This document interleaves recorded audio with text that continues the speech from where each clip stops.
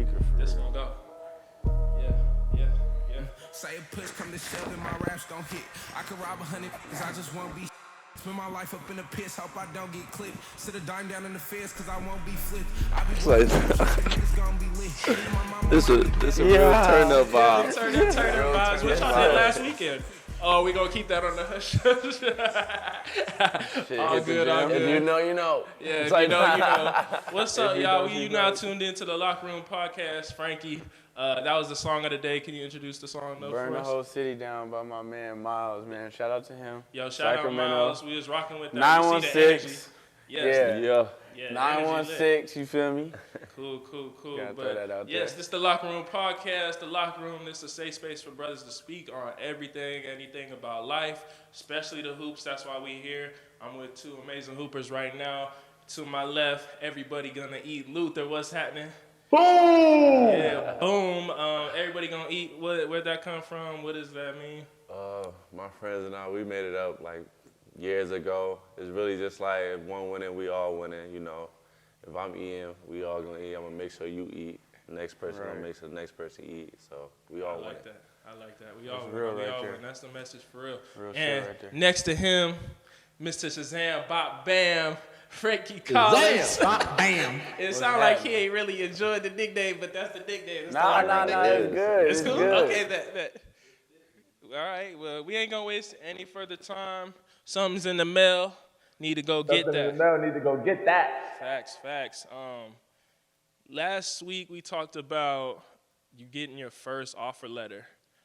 So, you know, you get the offer letters, they start to come in, and now you're going to want to go visit the schools. Yeah. And you really want to, you know, figure out where you want to go. It's really important. That's why you got to go visit those schools. You really want to feel at home where you're going. So I'll start with you, Lou. What is something, like, just take us back to that time. What is something that you kind of learned during that process, something that kind of stood out to you, just anything that comes to mind when you think about just those recruitment visits?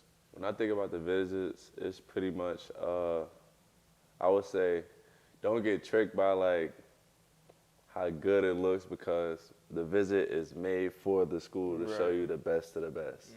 So just because something look nice or they doing a bunch of stuff like videos and showing you all the nice things on campus and what's great about the university, just still keep in mind like you ain't going there for the looks or for whatever. Let's say something famous, like a famous museum on the campus. Yeah. Like you there for school and basketball. So basically just cause it ain't the best looking don't mean it ain't the right fit for you. Yeah. Cool. That's what's up. What's something that almost got you, like, you was like, hey, this kind of fly though, but it ain't gotta be, you ain't gotta name the school, but you could just kind of name what it was. What you think? Was it the locker room? Was it the weight room? What did you think? It was a few of my visits had crazy crazy gyms and facilities, but I would say just the atmosphere and the energy. Yeah. And on a visit, like how packed it was, it just looked crazy. Yeah, that's what's up. Frankie, I bring it to you. Same thing, same question. I mean, I would say just ask questions, you know, just talk to the coaches, see what they're talking about. Like sometimes you gotta ask a hard question. Like maybe if someone transferred from there, like ask them why they transferred. Right. Maybe stuff like that. So based on how they answer those questions, will let you know how, you know, where they see and what's going on and if it's the right fit for you. I like that. So basically, closed mouths don't get fed. That's for real. But yeah, I appreciate that. All right, now viral moments, big moments. Lou, you done had quite a few, but one that definitely stands out was the time that KD was reviewing the tape. Like that's dope. Any baller, tough. just having someone at that level, that magnitude, a future Hall of Famer. You know, he spent the time to look at what you was doing, and he had some good things to say too. Tough. Talk about that experience. It was a life memory experience pretty much. Oh my God! Cause you were just watching the superstars in the league, and he ain't my favorite player. My favorite player is Kobe, but like as far as in today's NBA, I look and watch all the superstars because just because you don't play the same way, same way as one of the superstars, don't mean you can't learn nothing from him. So me just watching him and seeing him do what he do, and then him to actually look at my highlights and comment on it, it's just like it was at the time. It was motivation and just. It's hard to explain. I ain't gonna lie, it's hard to explain. Yeah, it was a real moment. Did you pick up anything though from what he was like commenting on, or just like what was like the biggest thing for you, feeling wise and learning wise? The biggest thing was pretty much just him talking about the toughness and Jersey guard, Jersey New York style of play, pretty much saying like I got that and. Just to keep going, pretty much. Yeah. Like, oh no, that's tough. That's tough. And that's like an honor too. Like he's commenting on something that he sees you representing where you from, and like that's dope. That's like you an authentic baller in a sense. Yeah. And that's pretty dope. So yeah, that's dope. Frankie, go ahead. How did that make you feel, bro? Like afterwards, how did you feel afterwards? When I first saw it, I was like, nah. Oh, it was no random. way. Huh? It was random? No, it wasn't random. Oh, okay. When I first saw it, like it was, in a way it was random, you can say that. But when I was just like, nah, I got KD watching my vids. That's what I'm saying. I thought like confidence definitely went through the roof. Yeah. Now I felt like, hey, it don't matter. Yeah. Oh my God. I'm already knowing. Confidence definitely went through the roof. Start talking a little bit more. Hey, listen, I got KD said I'm tough. Stop playing with me. Exactly. Thought I was talking smack before. I really was talking a little bit more after that. So Frankie, like you've been in some open runs with some professional ballers too. Like that's dope too. Like you really can test yourself at those sessions, at those runs. You could really see like, how good am I? What was like the biggest thing that stand out to you when you got professional ballers at the open runs and you competing against them? I mean, really, you really get to watch them. So like playing with them, like even while I'm guarding them, I'll be guarding them and like, okay, that's how you do that. So I'll come down and do the same thing to him and just do, like I'll try and do stuff like that.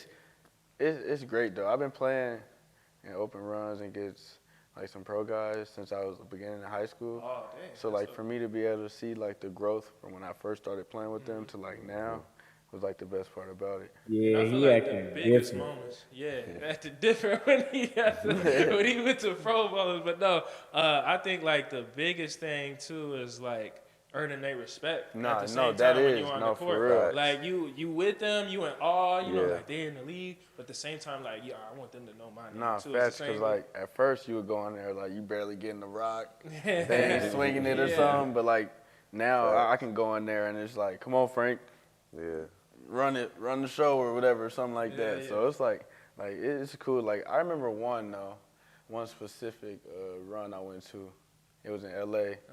I went to the Clippers. They had like an open gym. Okay. And like they really wasn't gonna let me play, but I ended up getting one game in. I barely got the ball. Barely got the ball, and I was guarding Lou Will. Tore me up. Remember Pepper Lou was giving you the business? Lou Will tore me up. He gave everybody business though, but that's what's up though. Like that's dope. And just getting those moments. Like one thing I notice about you is like you not scared of any moment though. Like you ready to meet any challenge. So like to anybody out there too, like you get an opportunity, take advantage you gotta take of it. it. And let them know you there too. Be loud. If you're not getting the rock, at least yell for the ball. You know what I'm saying? They might not give it to you, but they gonna know you was wanting it though. Like that's the biggest thing. Ask questions too. Ask questions. And like I feel like in those moments, like you get you kind of like get a little bit more confidence when they start talking to you, actually teaching you things, because then like they see something in you. All right, now it's time to do a little mental check, but this time we're not just gonna do a check-in on just how we doing, but I really wanted to have a conversation about dealing with adversity. Y'all have played in plenty of games. Y'all have had tough moments where it was a team loss that was devastating, or y'all didn't show up with your best performance. So this is applicable with anybody in life, though, just dealing with those moments, whether you got a test and you didn't do that well, just et cetera. So I really wanted to see how y'all deal with adversity when it comes your way. You can go first. All right, bet. Luckily, I had, like, growing up, I just had good mentors to teach me early how to deal with it. But for those who didn't have that and who hit it or who going through it right now, I would say pretty much just don't look at it as, like, the end of the world, because just because it's bad right now don't mean it's always going to be bad. If you keep your head up and keep fighting, keep working, keep doing your best to get over the hump, at some point you're going to get over the hump. It don't matter how long it takes. You're going to, as long as you continue to stay with it, and attack it the same way you attack it when it's going good, you're going to get back to those happy moments. Facts. I would say just, man, you got to just stay strong mentally. But, like, it's easier said than done, though, because not everybody's strong mentally. So I would just, like, sometimes you got to just find something that makes you, like, put you in that place where you're happy. So when you're dealing with adversity, like, for me, I would go to work out or something, go to the gym. Like, if I had a bad game, right back to the gym, work out. Or maybe it's listening to music or being around family. But, like, shoot, I would just say, just try and keep your head high, keep it up at all times, and look at the glass half full instead of half empty. No, that's real. That's real. Hey, they was dropping bars real quick right there. We need that cha-ching sound. That every time we get a bar now, that's what we doing. We get a nice little gem, the cha-ching sound for real. Because that's $1 million worth of game. You know, that's one of my favorite podcasts. Yeah. But that's real though. $1 million worth of game. Facts. When you're dealing with adversity, keep your head up, half empty, half full, whatever. Look at the glass half full, not half empty. Yeah, whatever. You know, just look up. Keep your head up, son. Keep your head up. All right, Grandpa still the GOAT, or still got it. What's he doing? Oh, that's, ooh. Why did Buddy do that? Yeah, he acting Time out, breakdown. He's tripping. Why he? Nah, he's acting.